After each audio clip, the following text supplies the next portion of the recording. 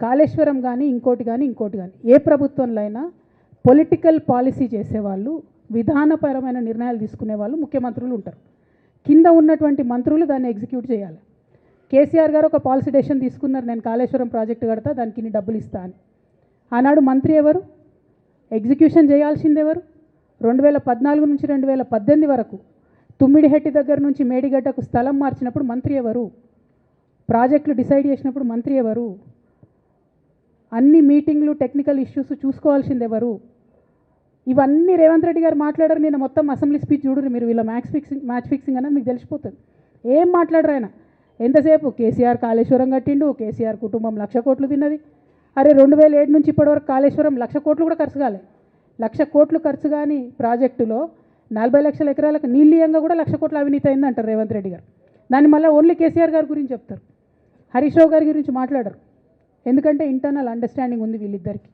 నేను రామన్నను ఒకటే రిక్వెస్ట్ చేస్తున్నా, అన్న ఇవాళ మీతో బాగున్నట్టు వాళ్ళు నటించవచ్చు, హరీష్ అన్న కావచ్చు, సంతన్న కావచ్చు, కానీ వాళ్ళు మన మంచి కోరుకునే వాళ్ళు కాదు, వాళ్ళు తెలంగాణ ప్రజల మంచి కోరుకునే వాళ్ళు కాదు, వాళ్ళు కేసీఆర్ గారి మంచి కోరుకునే వాళ్ళు కాదు.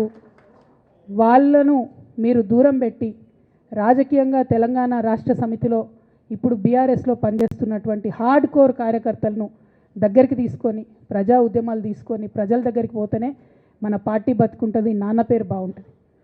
ఇవాళ నాన్నకు సిబిఐ అనేటటువంటిది వచ్చిందంటే అది కేవలం హరీష్ రావు గారు, సంతోష్ రావు గారి అవినీతి వల్లనే వచ్చిందని మళ్ళొకసారి నేను ఘంటాపదంగా చెప్తున్నాను.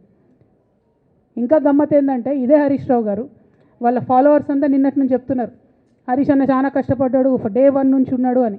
డే 1 నుంచి లేడండి. చాలామంది రిపోర్టర్లకు తెలుసు, సీనియర్ రిపోర్టర్లకు డే 1 నుంచి లేరు. పెద్దసారు టీడీపీ నుంచి బయటకు వస్తుంటే మామయ్య మనకెందుకు, డిప్యూటీ సీఎం మనం ఎందుకు రాజీనామా చేయాలి, ఈ ఉద్యమం ఏమవుతుందో, ఈ పార్టీ ఏమవుతుందో మనకు రిస్క్ ఎందుకని ఈనాడు పేపర్లో వచ్చింది. 1,50,00,000 రూపాయలు తీసుకొని వ్యాపారం చేసుకుందామని హరీష్ రావు గారు ఎక్కడికో పోయిందని కూడా వచ్చింది. కటింగ్ కోసం దొరికినప్పుడు ఎప్పుడో ట్వీట్ చేస్తుందని నేను. బీఆర్ఎస్ పార్టీ ఆనాడు టీఆర్ఎస్ పార్టీ పెట్టినాక 9-10 నెలల తర్వాత వచ్చిన హరీష్ రావు గారు డే 1 నుంచి లేరు. నమ్మకం లేకుండా ఆయన పార్టీ నిలబడుతుందో ఉంటుందో పోతుందో అని. ఓకే అయిపోయింది, రాగానే సారు పెద్ద హృదయం కాబట్టి క్షమించిరు, దగ్గర తీసుకున్నారు, ఎమ్మెల్యే కాకముందే మంత్రి ఇచ్చిర్రు, అన్ని రకాలుగా ఆదరించిరు, అన్నీ చేసిండ్రు. ఎప్పుడైతే పార్టీకి ఒక్క క్షణం చెడ్డ పేరు వచ్చిందో ఎక్కడ పోయిండండి ఈయన? చక్కా పోయి వైఎస్ రాజశేఖర రెడ్డిని కలవలే? మీ అందరికి గుర్తులేదా ఆ ఫోటో? సీనియర్ నాయకులందరికీ